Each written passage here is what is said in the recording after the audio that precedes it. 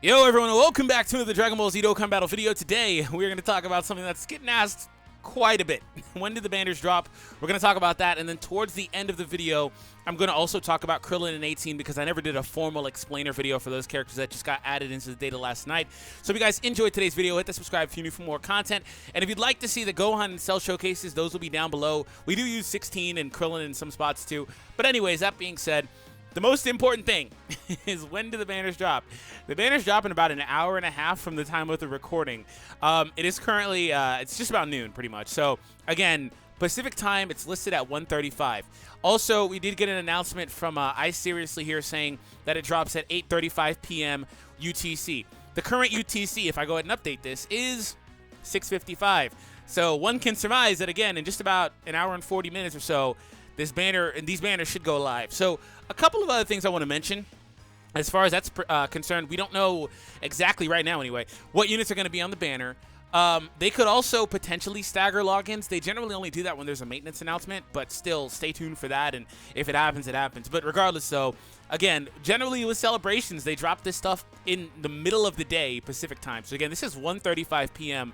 out here in California. So again, feel free to translate that to whatever, like that's 4:35 on the East Coast in most places, things like that. But again, UTC doesn't really matter. You guys can just go ahead and look up the current UTC time literally by doing a Google search. Literally. And when it hits 8:35 p.m., there it is. So there you go. If that was all you came for, thank you for tuning in. Hope you guys enjoy the content. Again, hit that subscribe. If that information was helpful for you, hit the thumbs up. Very, very simple info, but you'd be surprised how confused a lot of people are with the way that this is handled. Also, one thing I want to say about that before we move on is it's also possible that they come sooner or later than that. You never really know. Like, they started about a year ago, sometimes putting fake dates and stuff like that in this as far as like it's concerned. Like, they used to also list for events the end dates, so we know when stuff would end as far as like the announcements are concerned. Now if I go to announcements, I'm gonna show you guys really quick. If I go to the news, they all just kind of don't really have that, right? They don't list it. And for a while there, they had some really janky what's it called, date that they ended on, like off like years and years. They just started basically BSing us. So there's not really much of a way to tell. But regardless though, again, hope you guys enjoyed that. And like I said, we're going to go ahead and do a breakdown for Crillon and 18 as well. So shout out to the man Goresh as far as that's concerned. Also, we're going to be taking a look at the Kamehameha category, so I might as well open that up too. But let's go back over here. So we have the Crillon. I did a showcase for him. Again, I was definitely going to do that. The Crillon is actually really fun to use. Although I will say, man, those stats are just not it, bro. I really hate how units that are quote-unquote free get that free potential system of plus 3,000 or whatever it is, plus 27. It just depends, right? I'm not a huge fan of that. It just always kind of sucks, man. But regardless, so he's very good, and I'm happy about the fact that we have a good TUR Crillon. We have 18, and then she has an Awakening too. So we're gonna go also again take a look at the Kamehameha category, which is right here. I'm not really gonna have any thoughts about this. I'll have to really consider this later on, but we've got some really good units in here. Obviously, we have the leader for this category in the Gohan. The new Cell is on this category too. Gogeta and Vegito should be on this category as well. LR Goku is right here. LR SS4 Goku. Here's Gogeta. Here's Vegito. Here's LR Gobros. Again, there's Cell at the bottom. We have the new support Goku. The other support units that have come out recently. Dokkan Fest Kid Goku, excuse me. We have pretty much just a lot of stuff in here. Like the Namek Goku as well. Older LR Gohan. Like, it's not a bad category, to be honest. It's actually pretty good. There's a lot of good units in here, so I'm excited about that. From a team building perspective, I need to look at it and see what options we have, like support-wise, and units I can kind of fill in some of those blanks with links and stuff like that, and we'll go from there. But regardless, though, there's that new category. So let's go ahead and take a look at what Goresh says here about 18, and then we'll move on to Crillon. So again, new 18. He says her leader skill is Siblings Bond category, 3Q 120. Ooh, okay. That's actually really cool, though. I really like that because there's not many better siblings than 17 and 18 that I could consider to be leaders for that, at least in the series, right? Like Trunks and Bulla, nah. You know, Goten and Gohan is fine. You know, there's not a whole lot of those. Vegeta and Tarble? Goku and Raditz? I rest my case. But yeah, those two are twins, so that's cool. Super attack. So that one does a raise in attack and supreme damage. Okay. By the way, though, like I was saying, Siblings Bond, cool to have another leader for that because that makes it to where you don't need Gobros. And previous to this, Gobros was the only leader for that category. So again, we need more options, especially among quote-unquote free cards, right? The reason I say that is because Battlefield's kind of hard for some people, right? Super attack, though, limitless raise and attack. I will always choose a limitless raise in defense based on the events that are out, which is what Crillon has. I already know that. Because of the way it works versus events, like the Goku event, a limitless raise in defense is infinitely better than a limitless raise in attack. It's just how it is, man. Because you can take those hits versus dealing mediocre damage. But anyways, passive is 100% attack and defense and a chance to evade enemies' attacks. Plus 18%. Okay. Chance to evade enemies' attacks plus 18%. A chance to perform a critical hit plus 18%. If there's a 16 and 17 attacking in the same turn.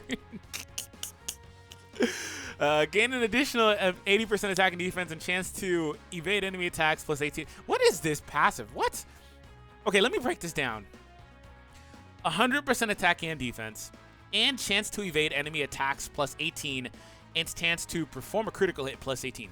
So she starts off with an 18% dodge chance, which is already better than the max level 15 in the potential system, because that one maxes out at 15%, which is always funny to me, considering crit and additional max out at 30 for level 15. They get 2 per level.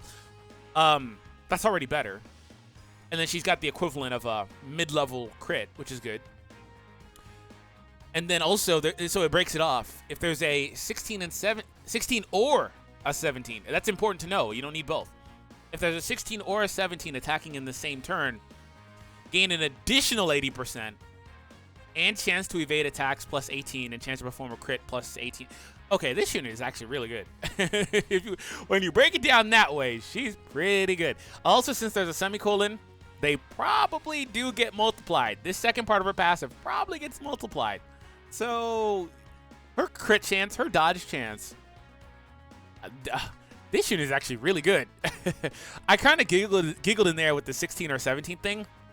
Because for one, I thought you needed both at the time, which you don't, which would be crazy. Crazy. That means once every 3 turns, she would be able to get that part of the passive, which is so inhibiting. But really, they're going all in with this whole specific unit requirement. And again, the key thing is that it can be any 16 or 17. It doesn't have to be a specific one, which is why they're able to do this. But like, at least 180 to both stats, 36% dodge chance, 36% crit chance, limitless raise and attack. This unit is very impressive. Okay, so she's a battlefield unit. Again, that's very impressive for a free unit. Like, I didn't expect that, but she does need to be alongside a 16 or 17. But I mean, whatever. Those links pretty much put her next to any 17 in the game, and she's fine. Infinite Energy, Android Assault, Twin Terrors, The Innocents, Battlefield Divas, Organic Upgrade, and Shattering the Limit. I like to see the breakdowns for those. I'm pretty sure they're all key links for the most part. Yeah. So Innocents and Androids are the only ones where they're all key links. That's the only issue I ever have with some cards, is just they have a ton of key links and they really don't necessarily need it. But it's fine. She's really good. She's really, really good. She's not going to be so useful on like Peppy Gals, which I assume she has that category. She's going to be good regardless, but she's not getting that second part of her passive. Mainly, she's only meant to be used on either Cell Saga or Androids. In fact, Goresh should have the categories here. Yeah, Peppy Gals. Siblings Bond works. Siblings Bond works because actually you have MVP 17 there. And she'll be pretty good alongside him. Not because, I mean, they don't link super, super great, but he's a defense and key support, and he triggers her passive. So she's like, they'd be really fine together. Yeah, she's good. I'm impressed. All right. Let's go back and take a look at Crillon here, the more impressive card. All right, so here's Crillon. And leader skill is Android / Cell Saga. The same leader skill as the new LR Cell. And also Android 16 has that too, I believe. 3Q 120. Raises defense limitlessly. I kind of already talked about how that's impressive versus other content. But it doesn't really matter. They're both really good. But Crillon has a second effect. Crillon is like probably one of like 3 cards that do 2 things in one super attack. It's not common. Another one that comes to mind is the new Piccolo, but that's about it. So he raises defense and stuns at a high rate. So yeah, that's very impressive. He's a tank between those 2 mechanics. You can't always stun, but that's good. If they're gonna give units stun chances, this is how you make it worth it, right? Because I mean, you can say the same thing about debuffing because you can't do it all the time, but especially stun. Because a couple of years ago, stunning was very good, and it's still good, but they decided to just hate on stunning so bad. They hate on stunning. Like no events virtually can be stunned anymore, even if they can be debuffed, they can't be stunned. In a lot of cases. So yeah. Give them defense up, and that's good. Passive is attack and defense plus 80%, plus an additional 7% attack and defense for each Android/Cell Saga category ally on the team. So yeah, that would include the leaders, and if you go full setup, yeah, you're going to be pretty good.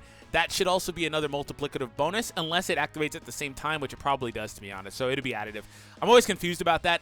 Generally, the key difference is the activation timing, if it activates at the start of the turn and things like that.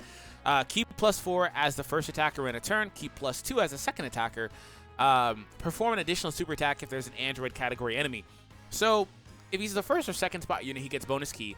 If he's a third spot unit, he doesn't get anything. So they're giving you a benefit of putting him on rotation, which unfortunately, he's not good enough to be on rotation. You know, for an Android/Cell Saga team, he could be, right? He could be. I don't think he is, but he's really close. He's like on the fringe, depending on what you have, right?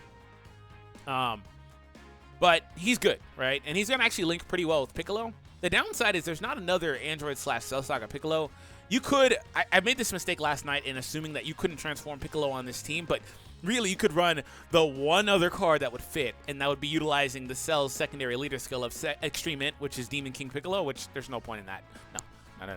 Piccolo's fine. But yeah, so like he works. He's pretty good. Perform an additional super attack is going to be crazy. If we ever get a Goku event, a legendary Goku event for androids like Cell, if Cell gets his own, Crillon's going to be one of the best cards you can take there, because he'll be able to launch up to 3 supers with a limitless defense raise, while also on a full team is going to be really tanky. I was taking him versus Boss Rush, and he was getting like 200,000 defense. Yeah, he's really good. Experienced Fighters is a 10% attack link. Z Fighters is another attack link. Turtle School needs to be updated, but it is, I believe it's 500 attack and defense. It's not very common. It's not really triggerable on his team, though. In Fighter, same thing. Rival Duo, kind of the same thing.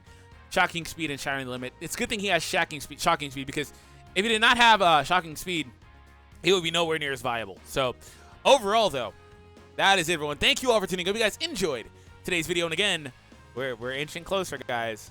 We're inching closer. It's 7:06 now. So, yeah. Anyways, thank you all for tuning in. I'll catch all of you in the next one.